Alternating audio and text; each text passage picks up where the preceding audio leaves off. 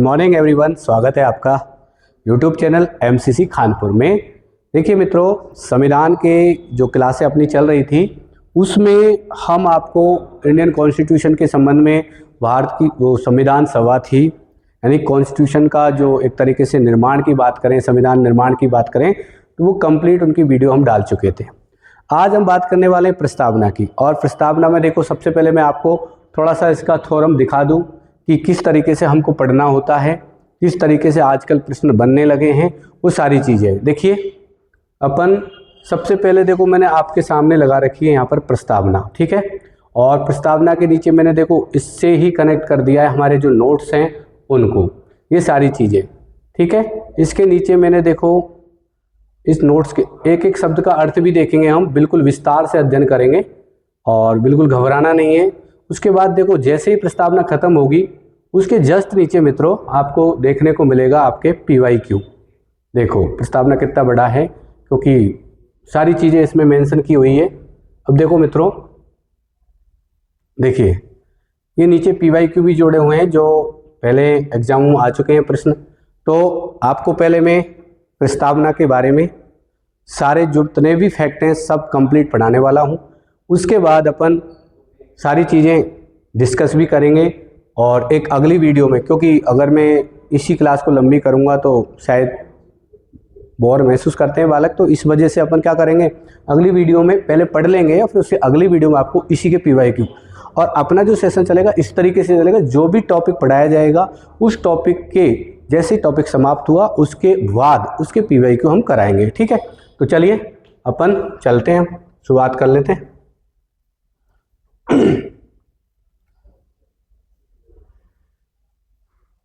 प्रस्तावना आप पढ़ना चाहो तो एक बार पढ़ लो। देखो वैसे प्रस्तावना पढ़ने से कोई बड़ी बात है नहीं है, अपन को प्रस्तावना रटनी भी नहीं है बिल्कुल भी। हम क्या करते हैं, प्रस्तावना को रटते हैं, ठीक है। हम भारत के लोग भारत को, ठीक है, इस तरीके से रटते हैं। संपूर्ण प्रभुत्व संबंध, समाजवादी, पंथ निरपेक्ष, लोकतांत्रिक गणराज्य बनाने के लिए ऐसे नहीं रटना है बिल्कुल भी। जो जो प्रश्न बनेंगे, जिस तरीके के प्रश्न बनेंगे वो सारे मैंने अपने नोट्स में मेंशन किए हुए हैं, आपको घबराने की जरूरत नहीं है। देखिए थोड़ा सा हम बात कर लेते हैं। भारत का संविधान उद्देशिका, इसे हम बोलते हैं प्रेम्बल। क्या बोलते हैं? प्रेम्बल बोलते हैं। उद्देशिका का मतलब देखो यहाँ पर उद्देश्य प्रस्ताव से है। किससे हैं? उद्देश्य प्रस्ताव से। जब मैंने संविधान सभा पढ़ाई थी तो उसमें आपको उद्देश्य प्रस्ताव पढ़ाया था, ठीक है। और उद्देश्य प्रस्ताव आपको पता है किसके द्वारा? जवाहरलाल नेहरू जी के द्वारा। किसके द्वारा? जवाहरलाल नेहरू जी के द्वारा आपको जो संविधान सभा थी उसमें कब प्रस्तावित किया गया मित्रों? 13 दिसंबर 1946। कब प्रस्तावित किया गया था? 13 दिसंबर 1946 को प्रस्तावित किया गया था। और इस पर विचार विमर्श हुआ मित्रों 19 दिसंबर 1946 तक। उसके बाद संविधान सभा ने इसे कब स्वीकार किया?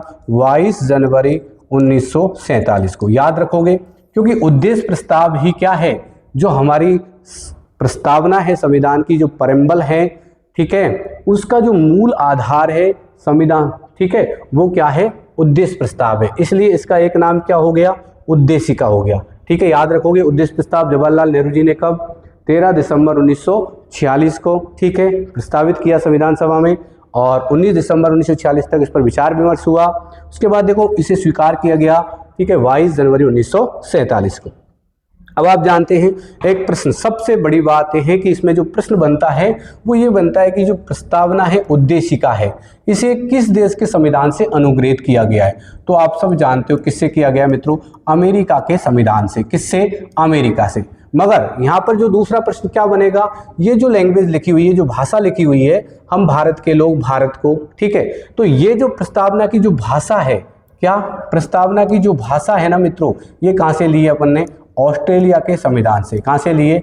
ऑस्ट्रेलिया के संविधान से। क्योंकि हमारे जो संविधान निर्माता थे उन्होंने लगभग 60 देशों के संविधानों को अध्ययन किया और जो बढ़िया बढ़िया बातें थी, अच्छी अच्छी चीज़ें थी जो एक तरीके से भारत के संविधान को एक अच्छा रूप दे सके, उन सबको हमारे संविधान में अनुग्रहित किया गया है, ठीक है। तो यहाँ पर देखो, अगर पूछा जाए आपसे कि उद्देशिका या प्रस्तावना, प्रेम्बल का जो प्रस्ताव है, एक तरीके से ये जो थ्योरम है, ये जो विचार है, कहाँ से लिया है? अमेरिका से। मगर इसकी जो भाषा है वो कहाँ से ली है? ऑस्ट्रेलिया से। याद रखना। अब कुछ फैक्ट और आते हैं, जैसे हम बात करते हैं कि सबसे पहले प्रस्तावना को संविधान की आत्मा किसने कहा, तो मैं आपको बता दूं प्रस्तावना या उद्देशिका को संविधान की आत्मा कहने वाले, सर्वप्रथम आत्मा कहने वाले व्यक्ति हैं मित्रों ठाकुरदास भार्गव। कौन है? ठाकुरदास भार्गव। याद रखना, कई बार हम सोच के चलते हैं कि जवाहरलाल नेहरू ने, हाँ ये बात भी सही है, जवाहरलाल नेहरू जी ने भी प्रस्तावना को संविधान की आत्मा कहा है, सार कहा है। देखो हम ये भी जानते हैं कि प्रस्तावना को संविधान का एक तरह से सार कह सकते हैं, ब्लूप्रिंट कह सकते हैं, दर्पण कह सकते हैं, ये सारे बहुत सारे इसके उपनाम हैं, याद रखने। ठाकुरदास भार्गव पहले व्यक्ति जिसने उद्देशिका या प्रस्तावना को संविधान की क्या कहा? आत्मा कहा। और एक व्यक्ति और है 1967 का एक वाद है गोलकनाथ वाद। कौन सा वाद है? गोलकनाथ वाद। इस गोलकनाथ वाद में CJI chief justice of India, उस समय जो तत्कालीन मुख्य न्यायाधीश थे जिनका नाम था मोहम्मद हिदायतुल्लाह। क्या नाम था? मोहम्मद हिदायतुल्लाह खां। इस व्यक्ति ने यानी कि जो चीफ जस्टिस थे उस समय, इनके द्वारा भी संविधान की आत्मा कहा गया प्रस्तावना को। क्या कहा गया? प्रस्तावना को संविधान की आत्मा कहा गया। क्या कहा गया मित्रों? संविधान की आत्मा कहा गया। तो सबसे पहले कहने वाले कौन है? ठाकुरदास भार्गव हैं, ठीक है। उसके बाद 1967 में जो गोलकनाथ वाद है उसमें मोहम्मद हिदायतुल्लाह ने भी जो प्रस्तावना है उसको संविधान की क्या कहा? आत्मा कहा। उसी प्रकार हम बात करते हैं के.एम. मुंशी की। के.एम. मुंशी आप जानते हो ना, संविधान सभा में इनको क्या बनाया गया था? सचिव बनाया गया था। तो के.एम. मुंशी जो व्यक्ति हैं, इनके द्वारा प्रस्तावना को, उद्देशिका को क्या कहा गया? राजनीतिक जन्म कुंडली। क्या नाम दिया? राजनीतिक जन्म कुंडली। क्या नाम दिया? राजनीतिक जन्म कुंडली। या फिर हम कह सकते हैं संपूर्ण प्रभुत्व संपन्न जो गणराज्य है उसकी जन्म कुंडली या राजनीतिक जन्म कुंडली इनके द्वारा कहा गया, के.एम. मुंशी के द्वारा। उसी प्रकार एक व्यक्ति का नाम और आता है अर्नेस्ट वारकर। याद रखना कौन व्यक्ति है? अर्नेस्ट वारकर। ये क्या कहते हैं प्रस्तावना को? ये प्रस्तावना को कहते हैं कुंजी, संविधान की कुंजी कहते हैं, कुंजी नोट कहते हैं। क्या कहते हैं? कुंजी नोट या संविधान की कुंजी। किसने कहा है प्रस्तावना को?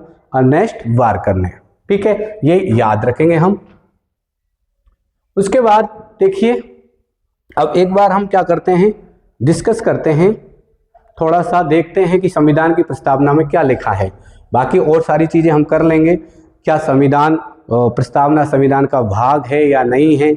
जैसे वाद की बात करें, देखो एक बेरुवाड़ी वाद है। कौन सा वाद है? बेरुवाड़ी यूनियन वाद, ठीक है, बम्बई। उसमें बेरुवाड़ी वाद, ठीक है, ये 1960। एक है मदन गोपाल वाद, ठीक है, ये है 1957। तो ये दो वाद ऐसे हैं जिसमें प्रस्तावना को संविधान का भाग नहीं माना गया, संविधान का भाग नहीं माना गया। मगर आपको पता है केशवानंद भारती वाद, ठीक है, केशवानंद भारती वाद, ये जो वाद है 1973, इसमें प्रस्तावना को क्या माना है? संविधान का भाग माना है। संविधान का क्या माना है? भाग।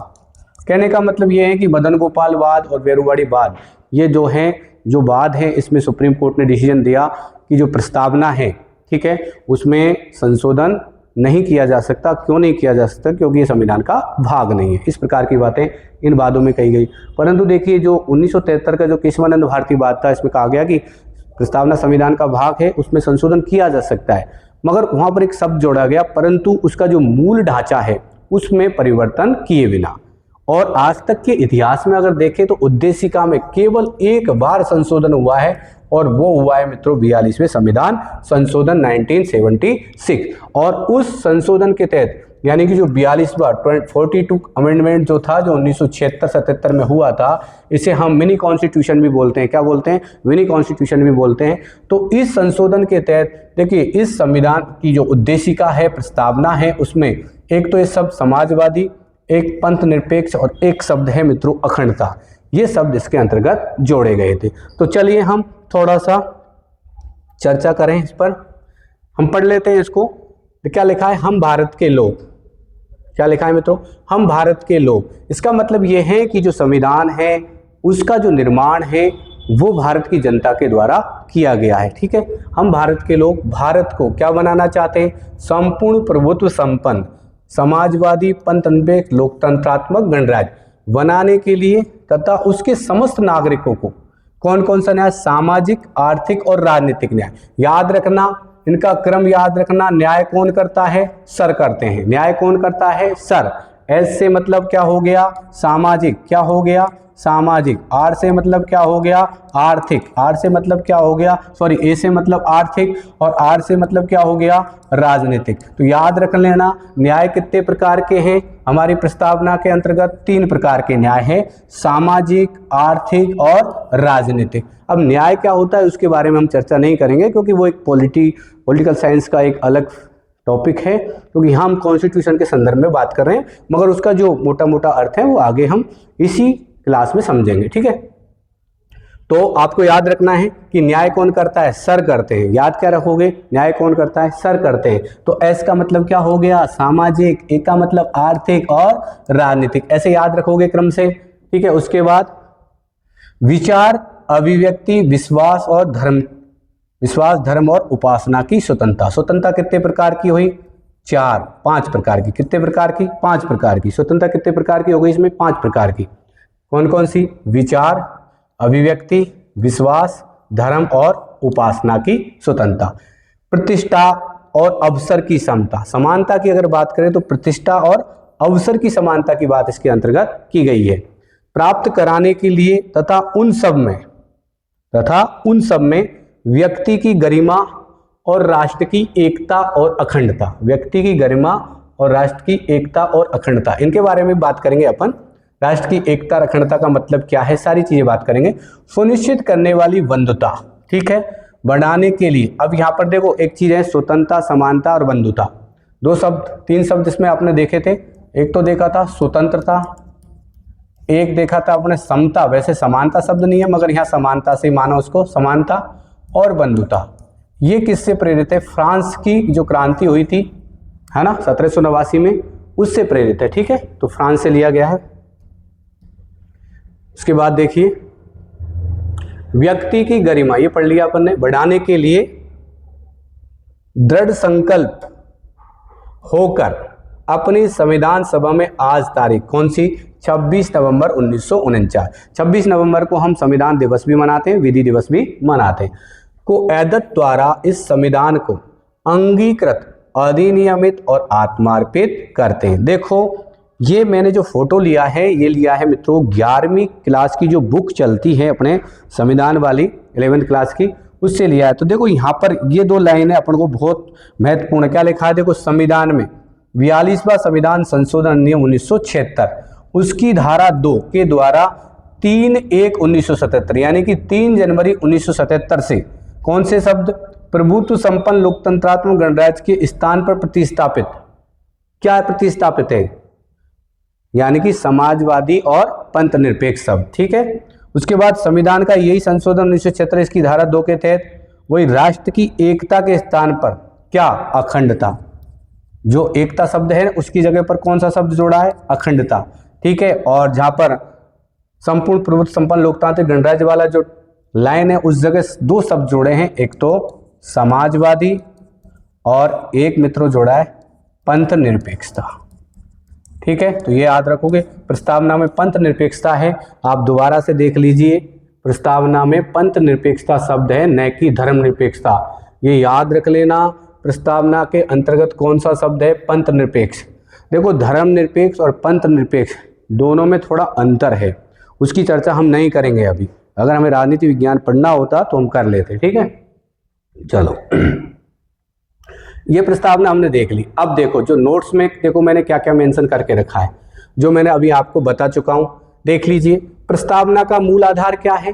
उद्देश्य प्रस्ताव। क्या है? उद्देश्य प्रस्ताव है। नेहरू जी द्वारा 13 दिसंबर 1946 को, ठीक है, प्रस्तावित किया गया। संविधान का प्रारंभ किससे होता है? प्रस्तावना से होता है, याद रखोगे। संविधान का प्रारंभ किससे होगा मित्रों? प्रस्तावना से होगा। प्रस्तावना का जो प्रावधान है वो हमने कहां से लिया है? मैं बता चुका हूं, अमेरिका से लिया है। कहां से लिया है? अमेरिका से। जबकि इसकी भाषा कहां से ऑस्ट्रेलिया। भाषा का मतलब जो लिखा है लैंग्वेज, हम भारत के लोग, भारत को संपूर्ण प्रभुत्व संपन्न, ठीक है, जो लैंग्वेज है वो कहाँ से ली गई है, ऑस्ट्रेलिया। प्रस्तावना को संविधान की आत्मा कहा जाता है, मगर सर्वप्रथम कहने वाले कौन थे, ठाकुरदास भार्गव। तो यहाँ लिखा है देखो स्पष्ट, ठाकुरदास भार्गव ने संविधान की आत्मा कहा।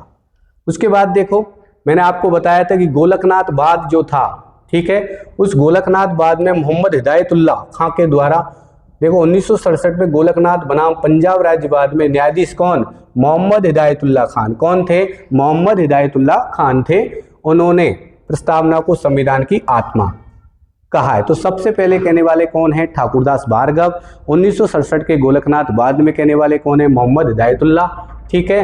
अब आप एक चीज याद रखना, डॉक्टर भीमराव अंबेडकर जी जो हैं वो संविधान की आत्मा किसको कहते हैं, आर्टिकल 32 अनुच्छेद 32 को, क्योंकि अनुच्छेद 32 जो कि एक तरीके से मौलिक अधिकारों का संरक्षक है, इसलिए हमारे जो अंबेडकर जी थे उन्होंने इसे संविधान की क्या कहा, आत्मा कहा। के एम मुंशी के बारे में मैंने बताया कि राजनीतिक कुंडली, जन्म कुंडली, ठीक है। तो के एम मुंशी ने देखो प्रस्तावना को संपूर्ण प्रभुत्व संपन्न लोकतंत्रात्मक गणराज्य की क्या कहा, जन्म कुंडली, ठीक है, या भविष्य फल। उसी प्रकार मैंने बताया कि अर्नेस्ट वार्कर ने प्रस्तावना को संविधान का कुंजी नोट कहा है, ये मैं बता ही चुका था आपको। क्या कहा है, अर्नेस्ट वार्कर ने प्रस्तावना को संविधान का कुंजी नोट, याद रख लेना, कुंजी नोट कहा है। कुंजी का मतलब होता है चाबी, ठीक है। संविधान निर्माताओं ने प्रस्तावना को संविधान की कुंजी या चाबी कहा है, ठीक है, ये याद रखोगे। अब प्रस्तावना को मैंने बता दिया कि इसको प्रतिबिंब भी कहते हैं, संविधान का ब्लूप्रिंट भी कहते हैं, नीलपत्र भी कहते हैं, संविधान का सार भी कहते हैं, याद रखोगे। उसके बाद मैंने आपको बताया कि 1957 में एक तो मदन गोपालवाद और एक 1960 का बेरुवाड़ीवाद, बम्बई बेरुवाड़ी यूनियनवाद, उसमें प्रस्तावना को संविधान का भाग नहीं माना गया, ठीक है। प्रस्तावना को संविधान का भाग या अंग नहीं माना गया। अब जब अंग नहीं माना है तो इसका मतलब यह है कि प्रस्तावना में क्या नहीं हो सकता, संशोधन नहीं हो सकता, आसानी से उसमें परिवर्तन नहीं किया जा सकता। मगर ये मामला फिर केशवानंद भारती वाद 1973, उसमें जब सुप्रीम कोर्ट के सामने आया तो वह सुप्रीम कोर्ट ने क्लियर कर दिया कि प्रस्तावना संविधान का भाग है, उसमें उसमें संशोधन किया जा सकता है, परंतु संविधान का जो मूल ढांचा है उसको छोड़ करके ही हम इसमें क्या कर सकते हैं, संशोधन कर सकते हैं। कहने का मतलब ये था कि जो मूल ढांचा, अब प्रश्न ये निकल के आता है कि मूल ढांचा क्या होता है। तो याद रखो मित्रों, मूल ढांचे की जो प्रस्तावना है एक तरीके से, तो उसको क्लियरेंस देने का काम करेगा सुप्रीम कोर्ट। वो बताएगा कि कौन सा संविधान में शब्द मूल ढांचे के अंतर्गत आता है या नहीं आता है। तो देखिए 1957 का मदन गोपालवाद और 1960 का बेरुवाड़ीवाद बम्बई, इसमें प्रस्तावना को संविधान का अंग नहीं माना गया। जबकि देखो 1973 का केशवानंद भारती वाद बनाम केरल राज्य में प्रस्तावना को संविधान का भाग या अंग मान लिया गया, ठीक है। संसद को इसमें संशोधन का अधिकार भी दे दिया गया, परंतु क्या कहा गया, देखो संसद संविधान के मूल ढांचे में संशोधन नहीं कर सकती। जो मूल ढांचे की जो प्रस्तावना है वो भी कहां से निकल के आती है, मूल ढांचे का जो प्रस्ताव है एक तरह से वो भी कहां से निकल के आता है, केशवानंद भारती वाद से निकल के आता है। और मूल ढांचे का क्या आधार होगा वो समय समय पर कौन तय करेगा, सुप्रीम कोर्ट तय करेगा। आगे देखें हम, भारतीय संविधान में मूल ढांचे की अवधारणा का समावेश किससे किया गया, केशवानंद भारती वाद से। प्रस्तावना में अब तक अगर हम बात करें मित्रों तो कितने बार संशोधन हो चुके, एक बार संशोधन हुआ है, और वो भी कब हुआ है, देखो संविधान में 42वां संविधान संशोधन 76 में किया गया, ठीक। और इस संशोधन की धारा 2 के तहत, ठीक है, जहां पर लिखा है संपूर्ण प्रभुत्व संपन्न गणराज्य, उस जगह पर कौन कौन से शब्द जोड़े गए, एक तो समाजवाद और एक पंथ निरपेक्ष। कौन कौन से शब्द, समाजवाद और पंथ निरपेक्ष। उसके बाद अगर हम बात करें तो जहां पर एकता शब्द लिखा है, प्रस्तावना में जहां पर एकता शब्द लिखा है वहां पर भी इस संशोधन की धारा 2 के तहत उस स्थान पर कौन सा शब्द जोड़ा है, अखंडता। कहने का मतलब ये 3 शब्द समाजवादी, पंथ निरपेक्ष, अखंडता के संशोधन अधिनियम के तहत 42वें संविधान संशोधन अधिनियम 1976 की धारा 2 के तहत जोड़े गए, ठीक है, ये याद रखोगे। देखिए भले से 42वें संविधान संशोधन 1976 के तहत समाजवादी, पंथ निरपेक्ष, अखंडता शब्द जोड़े गए। अब प्रस्तावना की विषय वस्तु क्या है, तो 3 तरीके की विषय वस्तु देखने को मिलेगी। शासन की शक्ति का स्रोत, अगर हम देखें तो शासन की शक्ति का स्रोत, क्योंकि भारत में क्या है, लोकतंत्रात्मक शासन प्रणाली है, और जहां लोकतंत्र की जब बात होती है तो शासन की जो अंतिम शक्ति है मित्रों, वो किसके पास होती है, जनता के पास। ठीक है, देखिए किसके पास होती है, जनता के पास। शासन की शक्ति का स्वरूप कैसा है, तो शासन की शक्ति का स्वरूप है संपूर्ण प्रभुत्व संपन्न। इसका मतलब यह हुआ कि भारत देश जो है आंतरिक दृष्टि से और बाह्य दृष्टि से अपने आप में क्या है, स्वतंत्र है। कहने का मतलब राष्ट्र की सीमा के अंतर्गत निर्णय लेने में और राष्ट्र की सीमा के बाहर दूसरे देशों से संबंध स्थापित करने में भी वो अपने आप में क्या है, स्वतंत्र है। हम जानते हैं कि 1947 से पहले भारत देश एक तरीके से उपनिवेश था, ब्रिटिश शासन व्यवस्था के अधीन था। तो उस समय भारत एक राज्य नहीं था, इसलिए उस समय भारत को क्या प्राप्त नहीं थी मित्रों, संप्रभुता प्राप्त नहीं थी। संप्रभुता का मतलब ये होता है, देखो एक शब्द होता है संप्रभु, संप्रभु स्वयं से मतलब है। देखो मैं थोड़ा सा आपको बता देता हूं, संप्रभुता ये एक शब्द है। ठीक है, सम का मतलब यहां आप देख लो स्वयं से है। ठीक है, और प्रभुता का मतलब हो गया मालिक से, यानी कि हम अपनी इच्छाओं के स्वयं क्या है, मालिक हैं। कहने का मतलब भारत जो राष्ट्र है या राज्य है, उसकी जो सीमा के अंतर्गत हैं जो भी निर्णय लिए जाएंगे वो भारत राज्य की जो शासन व्यवस्था है, प्रशासनिक व्यवस्था है, उसकी मर्जी से ही लिए जाएंगे। हम किसी दूसरे राज्य के अधीन होकर या दूसरे देश के अधीन होकर वो निर्णय नहीं ले सकते। उसी प्रकार जो देश के बाहर की जो सीमा है, कहने का मतलब जो भी राज्य है, भारत राज्य है, वो अपने आंतरिक मामलों में, कौन कौन से मामलों में, आंतरिक और बाह्य मामलों में, दोनों में ही क्या है, स्वतंत्र है। बाह्य मामलों का मतलब दूसरे देशों के साथ हमारे जो राजनयिक संबंध है, व्यापारिक संबंध है, आर्थिक संबंध है। आंतरिक मामलों में जो भी कानून व्यवस्था है उसके संबंध में।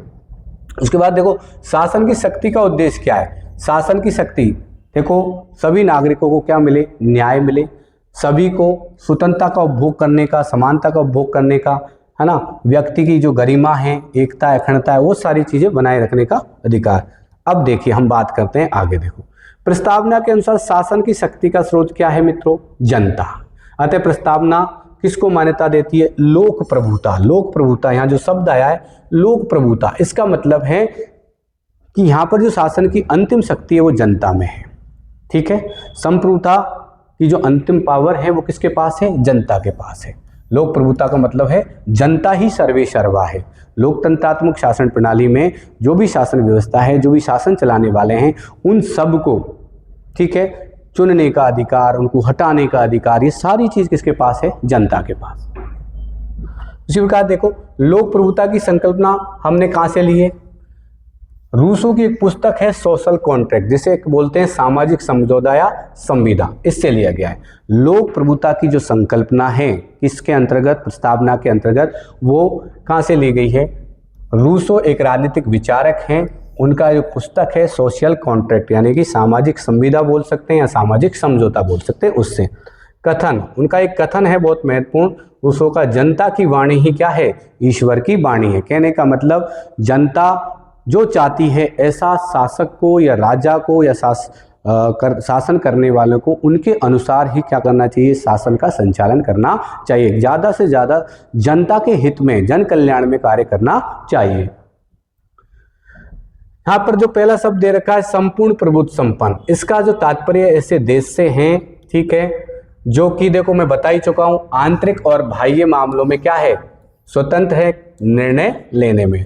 यानी कि राज्य की जो सीमा के अंतर्गत जो भी निर्णय लेने हैं हम अपनी मर्जी से लेंगे, हमारा राज्य उसकी खुद की मर्जी से लेगा, किसी दूसरे राज्य के अधीन होकर के नहीं लेगा। उसी प्रकार बाह्य मामले हैं, कहने का मतलब संप्रभुता का मतलब हो गया आंतरिक और बाह्य मामलों में स्वतंत्रता। संपूर्ण प्रभुत्व संपन्न, आंतरिक मामले में कौन कौन सी चीजें आएंगी, देखो आंतरिक मामले में हमारे आर्थिक मामले हैं, सामाजिक मामले हैं, राजनीतिक मामले हैं। इनमें निर्णय लेने के लिए क्या है, भारत राज्य अपने आप में क्या है, स्वतंत्र है। बाह्य मामले में स्वतंत्र विदेश नीति की बात होगी। ठीक है, ये पढ़ चुके हैं। समाजवादी जो शब्द है, ठीक है, ये समाजवादी जो शब्द है इसका देख लो अर्थ। समाजवाद एक विचारधारा है जिसके अनेक तत्व, क्या क्या होगा, देखो समाजवाद के अंतर्गत नागरिकों में संपत्ति का समाजीकरण, यानी संपत्ति का जो वितरण है वो उसका जो वितरण है संसाधनों को देख करके, लोगों का जो एक आर्थिक स्तर है उसको देख कर से उसका संपत्ति का वितरण होना चाहिए। संपत्ति का वितरण समान रूप से, ठीक है, आवश्यकताओं के अनुसार संपत्ति का क्या होना चाहिए, वितरण। उसी प्रकार समानता, यानी कि किसी भी आधार पर नागरिकों के साथ क्या ना हो, भेदभाव की स्थिति ना बने। एक है मजदूर व वंचित वर्ग है, जो मजदूर वर्ग है या जो वंचित वर्ग है समाज से, बिल्कुल उसके कल्याण के लिए और उसकी शोषण की समाप्ति के लिए कार्य करना। संपत्ति के स्वामी दो तरीके के देखने को मिले। एक तो आपको देखा होगा पूंजीवाद। पूंजीवाद में देखो संपत्ति पर निजी स्वामित्व होता है। आप जानते हो पूंजीवादी जो विचारधारा है या पूंजीवादी जो शासन व्यवस्था है उसमें जो संपत्ति है, जो भी संसाधन है, उन पर किसी न किसी व्यक्ति का अपने आप का खुद का क्या होता है, स्वामित्व होता है। ठीक है, वो जितना चाहे उतनी संपत्ति इकट्ठी कर सकता है, उसका उपभोग कर सकता है। ठीक है, उसी प्रकार देखो समाजवाद क्या कहता है कि संपत्ति का वितरण होना चाहिए, सार्वजनिक, यानी राज्य के स्वामित्व में होगी। जो भी संसाधन होंगे वो किसके स्वामित्व में होंगे, राज्य के स्वामित्व में होंगे, राज्य के नियंत्रण में होंगे। राज्य लोगों की आवश्यकताओं के अनुसार उन संसाधनों का क्या करेगा, वितरण करेगा। ठीक है, उसके बाद हम तीसरा शब्द है देखो यहाँ पंथ निरपेक्षता। पंथ निरपेक्षता से तात्पर्य एक ऐसे देश से है, देखो इसमें बिल्कुल स्पष्ट लिखा है, वैसे हम जानते हैं कि राज्य का कोई क्या नहीं है, एक विशेष धर्म नहीं है। राज्य किसी विशेष धर्म को, किसी भी धर्म को विशेष दर्जा नहीं देता। ठीक है, देखिए जैसे राज्य का कोई धर्म नहीं है, राज्य अपने नागरिकों के बीच धर्म के आधार पर क्या नहीं करता, भेदभाव नहीं करता। ठीक है, सभी धर्मों के अनुयायियों को समान रूप से धार्मिक स्वतंत्रता का अधिकार प्राप्त है। पंथ निरपेक्षता का मतलब सीधा सीधा क्या है कि राज्य का कोई अपना विशेष धर्म नहीं है। राज्य कभी नहीं कहता कि आपको इस धर्म को मानना है। धर्म के संबंध में राज्य बिल्कुल नागरिक क्या है, स्वतंत्र है, वो अपने हिसाब से किसी भी धर्म को मान सकते हैं, उसका प्रचार प्रसार कर सकते हैं। ठीक है, कुछ परिस्थितियों में प्रतिबंध लगाए जा सकते हैं, वो अलग बात है, मगर यहाँ सीधा सा अर्थ यह निकलता है कि राज्य का कोई धर्म नहीं होगा, राज्य अपने नागरिकों को भी धर्म के आधार पर भेदभाव नहीं करेगा, सभी धर्मों के अनुयायियों को समान रूप से धार्मिक स्वतंत्रता प्रदान करेगा। लोकतंत्रात्मक, लोकतंत्र की बात करें तो लोकतंत्र कितने प्रकार का है, दो प्रकार का। एक तो होता है मित्रों प्रत्यक्ष लोकतंत्र और एक होता है प्रतिनिधि मूलक यानी कि अप्रत्यक्ष लोकतंत्र। जनता जहां पर सीधे शासन का संचालन करती है वो प्रत्यक्ष, ठीक है, और जहां पर संसदीय लोकतंत्र या अध्यक्षात्मक, कहने का मतलब है जहां पर जनता के चुने हुए प्रतिनिधि शासन करते हैं उसे कहते हैं हम प्रतिनिधित्वात्मक लोकतंत्र या अप्रत्यक्ष लोकतंत्र। और इसमें भी दो प्रकार का, एक तो होता है संसदीय शासन व्यवस्था और एक होती है अध्यक्षात्मक शासन व्यवस्था। अब इन दोनों में अंतर क्या है ये भी हम देख लें। प्रत्यक्ष लोकतंत्र में जनता स्वयं क्या करेगी, शासन का संचालन, जबकि अप्रत्यक्ष में लोकतंत्र में जनता अपने प्रतिनिधियों को चुनाव करती है और वो प्रतिनिधि क्या बनाते हैं, सरकार बनाते हैं, और वो प्रतिनिधि जनता पर क्या करते हैं, शासन करते हैं। तो अप्रत्यक्ष लोकतंत्र के जो तत्व है वो क्या हो सकते हैं, देखिए मुख्य तत्व बहुमत का शासन है ना। अप्रत्यक्ष लोकतंत्र में यही है, जो सर्वाधिक सीटें हासिल करता है उसकी सरकार बनती है, कहने का मतलब बहुमत का शासन। नियतकालिक, समय समय पर क्या होते हैं, चुनाव होते हैं। सार्वभौमिक वयस्क मताधिकार, यानी कि सभी को वयस्क मताधिकार के आधार पर अपने शासक को चुनने का क्या होता है, अधिकार होता है। प्रतियोगितापूर्ण दल प्रणाली, यानी कि यहाँ पर बहुत सारे राजनीतिक दल आपस में अपने अपने प्रतिनिधि चुनाव मैदान में खड़े करते हैं, यानी कि प्रत्येक राजनीतिक दल के मध्य एक कंपटीशन होता है और जितने भी लोग उनमें चुन के आते हैं वो क्या करते हैं, शासन करते हैं। लोकतंत्र की संस्थाओं और प्रतिक्रियाओं का होना, संसद, चलो आगे चलते हैं, इसमें और कुछ नहीं है। संसदीय व अध्यक्षात्मक लोकतंत्र में अंतर क्या है, देखो भारत में कैसा शासन है, भारत में संसदीय, जबकि अमेरिका में कैसा है, अध्यक्षात्मक। कार्यपालिका और विधायिका आपस में जुड़ी होती है और विधायिका के सदस्यों से ही कार्यपालिका का निर्माण होता है। देखो जहाँ संसदीय शासन व्यवस्था है वहाँ पर देखो कार्यपालिका और विधायिका आपस में जुड़ी हुई है, यानी कि जो सांसद है चुन करके आते हैं, उन्हीं सांसदों में से कार्यपालिका का क्या होता है, निर्माण होता है, इसलिए दोनों क्या है, आपस में जुड़ी हुई है। इसके बाद देखो अमेरिका में विधायिका, कार्यपालिका व न्यायपालिका तीनों एक दूसरे से बिल्कुल अलग है, यानी कि यहाँ पर शक्ति पृथक्करण का सिद्धांत है, ये एक दूसरे से कनेक्ट नहीं है। ठीक है, उसके बाद दूसरा अंतर देखिए, नाममात्र व वास्तविक कार्यपालिका में अंतर पाया जाता है। हाँ, जहाँ पर संसदीय शासन प्रणाली है वहाँ नाम मात्र का प्रमुख अलग होगा, यानी कि राष्ट्र का प्रमुख अलग होगा और सरकार का प्रमुख अलग होगा। जैसे हम भारत की बात करते हैं तो यहाँ पर नाम मात्र या राष्ट्र का प्रमुख राष्ट्रपति होता है और सरकार का जो प्रमुख है, वास्तविक प्रमुख है, वो कौन होता है? प्रधानमंत्री। उसी प्रकार ब्रिटेन में क्या होता है, वहाँ का जो सम्राट है वो नाम मात्र का है, राष्ट्र का प्रमुख होगा और वहाँ का जो प्रधानमंत्री है वो उसका क्या होगा? सरकार का प्रमुख होगा, यानी कि वास्तविक प्रमुख होगा कार्यपालिका का। मगर यहाँ देखो अध्यक्षात्मक शासन प्रणाली में कोई अंतर नहीं है। कहने का मतलब राष्ट्र का प्रमुख, सरकार का प्रमुख दोनों ही क्या है? एक है। अमेरिका की अगर बात करें तो कार्यपालिका का जो संवैधानिक प्रमुख है, वास्तविक प्रमुख है, औपचारिक प्रमुख है, वो सब क्या है? अकेला राष्ट्रपति है। उसके बाद तीसरा अंतर देखते हैं, वास्तविक कार्यपालिका का कार्यकाल निश्चित नहीं होता। याद रखना, यहाँ पर जो कार्यकाल है संसदीय शासन प्रणाली में जो कार्यपालिका है उसका कार्यकाल निश्चित नहीं है, क्योंकि जो लोकसभा है कार्यपालिका उसके प्रति सामूहिक रूप से उत्तरदायी है। तो कई बार ऐसा होता है कि अगर किसी एक मंत्री के खिलाफ अविश्वास प्रस्ताव पारित हो जाए तो सारी मंत्री परिषद यानी पूरी कार्यपालिका ही क्या हो जाएगी? पदमुक्त हो जाएगी। तो इसलिए कार्यपालिका का जो कार्यकाल किस पर निर्भर करेगा? विधायिका पर निर्भर करेगा। उसके बाद देखो इसमें कार्यपालिका का निश्चित कार्यकाल होता है। संसदीय लोकतंत्र सामूहिक उत्तरदायित्व के सिद्धांत पर कार्य करता है। जैसे कि मैंने बताया कि कार्यपालिका सामूहिक रूप से किसके प्रति? लोकसभा के प्रति उत्तरदायी है। एक मंत्री के खिलाफ कोई भी अविश्वास प्रस्ताव लेके आए, पारित हो गया तो संपूर्ण मंत्रिपरिषद ही क्या होगी? बर्खास्त होगी। ठीक है, मगर यहाँ पर ऐसा नहीं है। अमेरिका वाले अध्यक्षात्मक शासन में सामूहिक उत्तरदायित्व की व्यवस्था नहीं है। अब आगे बात करते हैं प्रस्तावना में न्याय कितने प्रकार के, मैं बता चुका था अभी आपको। प्रस्तावना में न्याय कितने प्रकार के? 3 प्रकार के। कौन कौन से? सामाजिक, आर्थिक और राजनीतिक। न्याय कौन करता है? सर करते हैं। एस से क्या हो गया? सामाजिक, ए से हो गया आर्थिक और आर से क्या हो गया? राजनीतिक। स्वतंत्रता कितने प्रकार की? 5 प्रकार की। विचार, अभिव्यक्ति, विश्वास, धर्म और उपासना। याद रखोगे बेवड़ू से, क्योंकि जो शराबी होता है उसे हम क्या बोलते हैं? बेवड़ा बोलते हैं। तो आप क्या रखना? बेवड़ू याद रखना, BAVDU बेवड़ू याद रखना। V से विचार, A से अभिव्यक्ति, ठीक है, V से विश्वास, D से धर्म और U से उपासना। तो बेवड़ू याद रखना भाई।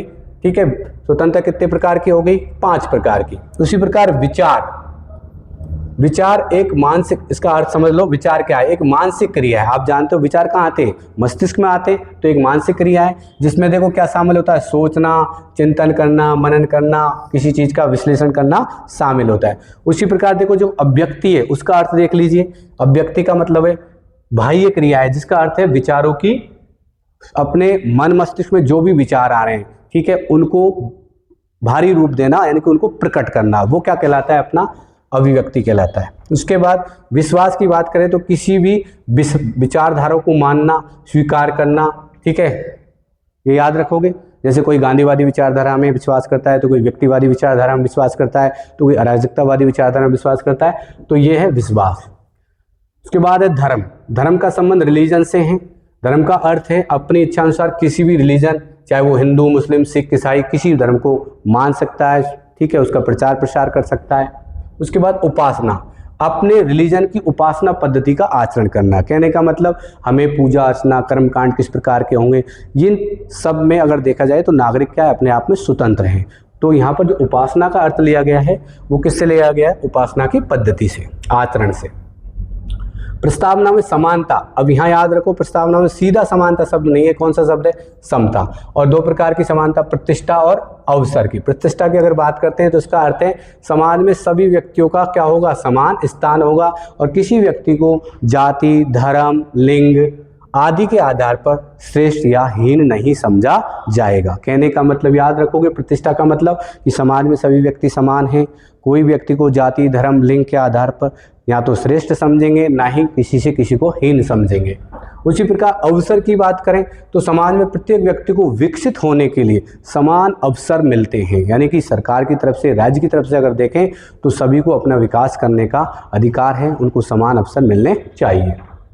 उसके बाद हम बात करते हैं, देखो प्रस्तावना में संकल्प, 2 प्रकार के संकल्प लिए गए हैं। और वो 2 प्रकार के संकल्प कौन से?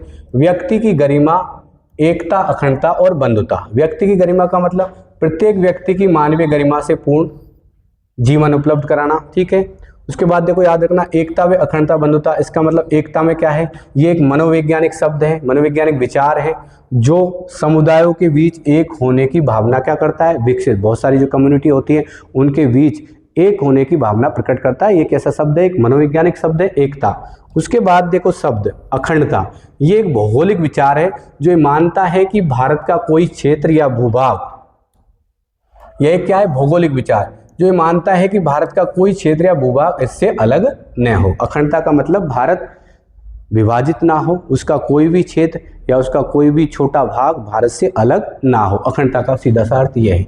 बंधुता यानी भाईचारे की, यानी भारत देश का जो निवासी है, कोई भी व्यक्ति है, तो भारत के जो सभी नागरिक हैं उनमें बंधुता का भाव होना चाहिए। बंधुता का भाव है कि वो आपस में मिलजुल कर रहने चाहिए। अब देखिए बात करते हैं स्वतंत्रता, समानता, बंधुता की जो अवधारणा है, यहाँ से भी प्रश्न बनता है। स्वतंत्रता, समानता और बंधुता की अवधारणा मैंने बताया था पहले, ये कहाँ से लिए? फ्रांस के संविधान से। प्रस्तावना की तिथि याद रख लेना। अब यहाँ से प्रश्न बन सकता है, विक्रम संवत मिति मार्गशीर्ष शुक्ल सप्तमी, विक्रम संवत 2006, दिनांक 26 नवंबर 1949 को। ठीक है, ये याद रख लेना। और आपको याद है कि 26 नवंबर 1949 को हमारा जो संविधान है वो आंशिक रूप से क्या हो गया था? लागू हो गया था। एक चीज और याद रख लेना भाई, क्या याद रखोगे? LIC case, Minerva mills case और SR बम्बई केस, इन तीनों में ही केशवानंद भारतीवाद को क्या किया गया है? दर्शाया गया है। तो इस प्रकार हमने पूरी प्रस्तावना का सार देख लिया मित्रों। अब हम इसके जो PYQ हैं वो अगली वीडियो में करेंगे। तो एक क्वेश्चन तो हम देख ही लें, आपके सारे क्वेश्चन सॉल्व हो जाएंगे। भारतीय संविधान की प्रस्तावना में समाजवादी धन प्रयोग शब्द किस संशोधन द्वारा जोड़े गए? अब सभी जानते हैं 42वें संविधान संशोधन द्वारा। चलो मैं करा ही देता हूं PYQ, ज्यादा टाइम नहीं लगेगा। पहला क्वेश्चन हो गया। दूसरा क्वेश्चन देखिए, निम्नलिखित में से कौन सा शब्द भारतीय संविधान की प्रस्तावना, देखो निम्नलिखित में से कौन सा शब्द भारतीय संविधान की प्रस्तावना में मूल रूप से नहीं था? तो आपको मूल रूप से प्रस्तावना में मूल रूप से नहीं था, तो देखिए समाजवादी, लोकतांत्रिक, गणराज्य और संप्रभु। अगर हम यहाँ बात करते हैं तो मूल रूप से कौन सा शब्द नहीं था? तो ये शब्द नहीं था समाजवादी, क्योंकि ये किससे जोड़ा गया? 42वें संविधान संशोधन 1976 के तहत जोड़ा गया। जब मूल संविधान बना था उस समय ये शब्द नहीं था। अगला देखिए, अगला प्रश्न देखते हैं, निम्नलिखित में से कौन सा शब्द भारत के संविधान की प्रस्तावना में नहीं पाया जाता? तो देखो बंधुता पाया जाता है, स्वतंत्रता पाया जाता है, गणराज्य पाया जाता है, तो क्या नहीं पाया जाता? संघ नहीं पाया जाता। तो आंसर क्या हो गया? सही आंसर हो गया। आपको सारे क्वेश्चन हल हो जाएंगे। देखिए अगला प्रश्न है, देखो भारतीय संविधान का अनुच्छेद 1 भारत को किस रूप में वर्णित करता है? भारत को किस रूप में वर्णित करता है? तो राज्यों का संघ। भारत की संविधान का जो अनुच्छेद 1 है उसमें लिखा है इंडिया दैट इज भारत, ठीक है, यूनियन ऑफ द स्टेट। क्या लिखा है?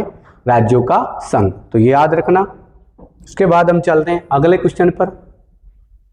अगला क्वेश्चन है आपके सामने, प्रस्तावना से संबंधित निम्नलिखित में से कौन से कथन गलत हैं? बहुत बढ़िया प्रश्न है भाई। कौन से क्या गलत हैं? शब्द गलत हैं, कथन गलत हैं। इसके बारे में देखो, थोड़ा सा पूरा प्रश्न नहीं आ रहा है, अब आ गया। बहुत बड़ा प्रश्न है भाई, दिख जाएगा आपको वैसे तो। देखो प्रश्न देखो भाई, प्रश्न है मित्रों, प्रस्तावना से संबंधित निम्न में से कौन से कथन गलत हैं? सही कूट का चयन कीजिए। यहाँ लिखा है सज्जन सिंह मामले में सुप्रीम कोर्ट ने माना कि प्रस्तावना संविधान निर्माताओं के दिमाग की कुंजी थी। देखिए ये बात बिल्कुल क्या है? गलत है। ठीक है। दूसरा है बेरुवारी मामले में सुप्रीम कोर्ट ने कहा कि प्रस्तावना में गहन विचार विमर्श की छाप थी, सटीकता से चिन्हित थी और संविधान के निर्माताओं ने इसे महत्व दिया था। तो इसमें क्या लिखा है? सुप्रीम कोर्ट ने कहा कि प्रस्तावना में गहन विचार विमर्श की छाप थी, सटीकता से चिन्हित थी, तो ये भी कथन गलत है। गोलकनाथ मामले में देखा गया कि इस प्रस्तावना संविधान की आत्मा शाश्वत और अपरिवर्तनीय थी, तो ये कथन सही है। ये देखो केशवानंद भारती मामले में न्यायालय ने कहा कि प्रस्तावना न केवल संविधान का बहुत बड़ा हिस्सा है बल्कि अत्यंत महत्वपूर्ण है और संविधान को प्रस्तावना में व्यक्त भव्य और महान दृष्टि से प्रकाश में पढ़ा और व्याख्या किया जाना चाहिए।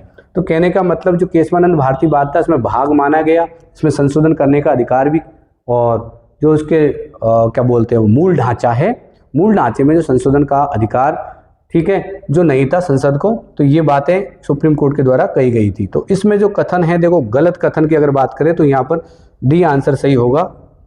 ए और बी दोनों कथन क्या है? गलत है।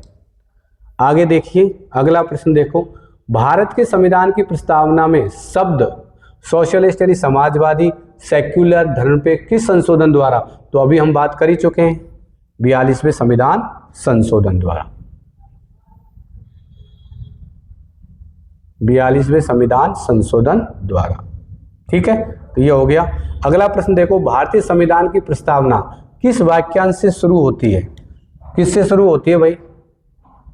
हम भारत के लोग। किससे शुरू होती है? हम भारत के लोग। आगे देखो अगला प्रश्न, निम्नलिखित में से किस बाद में कहा गया था कि प्रस्तावना भारतीय संविधान का अंग नहीं है? तो मैंने बताया था, एक तो मदन गोपाल वाद और एक बेरुवाड़ी वाद। तो यहाँ मदन गोपाल नहीं है, देखो इसमें नहीं, इसमें नहीं, यहाँ पूछा अंग नहीं है, इसमें बेरुवाड़ी वाद। आंसर क्या होगा? बेरुवाड़ी वाद।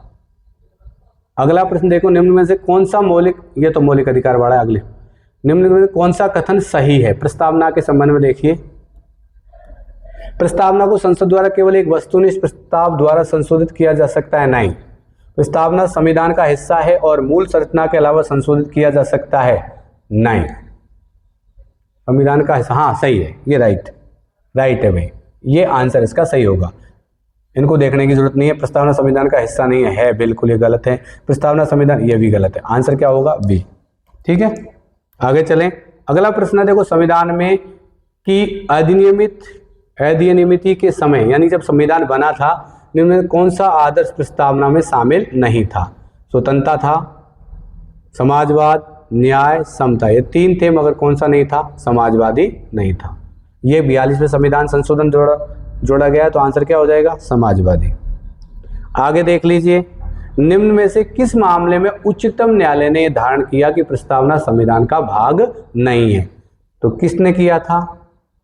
बेरुवाड़ी यूनियनवाद बंबई। आंसर ये है, कई बार चर्चा हो गई इसकी। अगला प्रश्न देखो, भारत के संविधान की प्रस्तावना के अनुसार निम्नलिखित में से कौन सा शब्द शामिल नहीं है? तो भाई देखो, प्रस्तावना के अनुसार कौन सा शब्द शामिल नहीं है? समानता, ये नहीं है, क्योंकि यहां पर प्रस्तावना में देखें तो समता शब्द है समानता की जगह। ठीक है, यही नहीं है, ये है, ये है, ये है। अगला प्रश्न देखो, संविधान की उद्देशिका की कौन सी विशेषता निर्वाचित राष्ट्रपति द्वारा प्रकटित होती है? तो पहले देखो मैं समझा दूं, निर्वाचित राष्ट्रपति, जहां का राष्ट्राध्यक्ष जनता द्वारा निर्वाचित होता है, चाहे अप्रत्यक्ष हो या प्रत्यक्ष हो, उसे कहते हैं गणराज्य। ठीक है, तो यहां पर कौन सी विशेषता? गणतंत्र या गणराज्य। ये आंसर सही होगा।